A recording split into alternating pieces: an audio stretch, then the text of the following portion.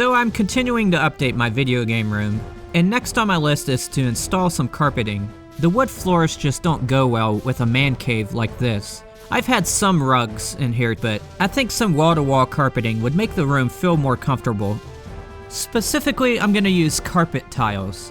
It's not going to be an easy process because of all the stuff I have in this room, in particular the gaming setup, which weighs a ton, and it's not easy to scoot back and forth. I definitely cannot take it out of the room. It's gonna have to stay in here and just be pushed aside as I install the carpet.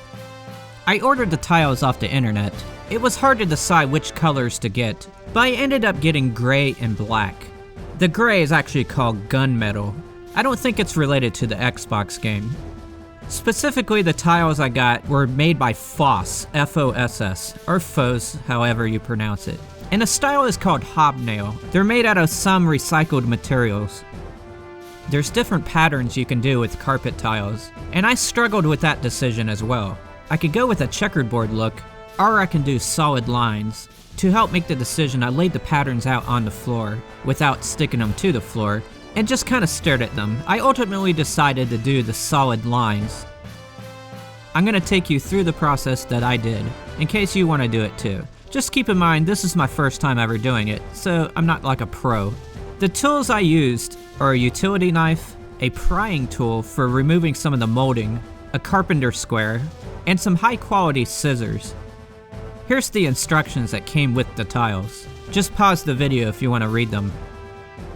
The first thing I did was clean the floors, and then I removed the shoe molding that goes around the perimeter of the room. You don't really need shoe molding for carpeting. It's mainly meant to cover up the gaps that result from installing a wood floor. Luckily, it came off pretty easily. The other molding that goes around the room, the base molding, I'm gonna just leave up. It's too embedded within the wall and it'll create a mess if I try to remove it. I then started moving everything around the room. I stuck cardboard underneath everything so that I can slide it around. Moving the gaming setup was a big pain in the butt. It's heavy and there's a lot of cords to contend with. Here's what the back of my gaming setup looks like, in case anyone cares.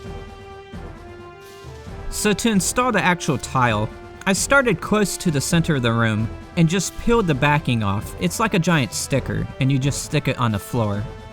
The glue is very strong, so you want to make sure when you place it down you get it in the right spot.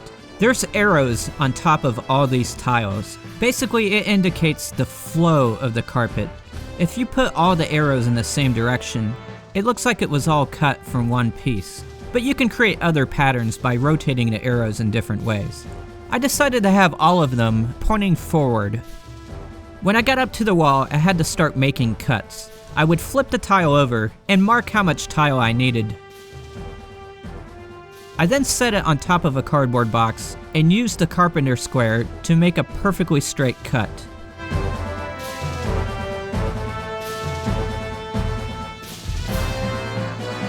There were some other more complicated cuts around the room. In those cases, I used a utility knife, but I also used some scissors.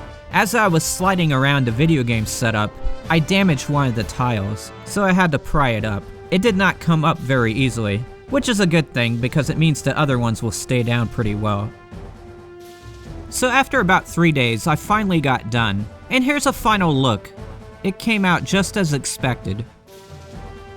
One thing I should mention is that these tiles have a smell to them. So if you install any, I recommend you air out the room with a fan. That smell is probably not good for you to breathe. I should also point out that if you have a white cat, then you're gonna have to vacuum clean the black tiles a lot. So that's the end of the video. I really enjoyed the carpet, and hopefully you found this useful. I'll see you next time.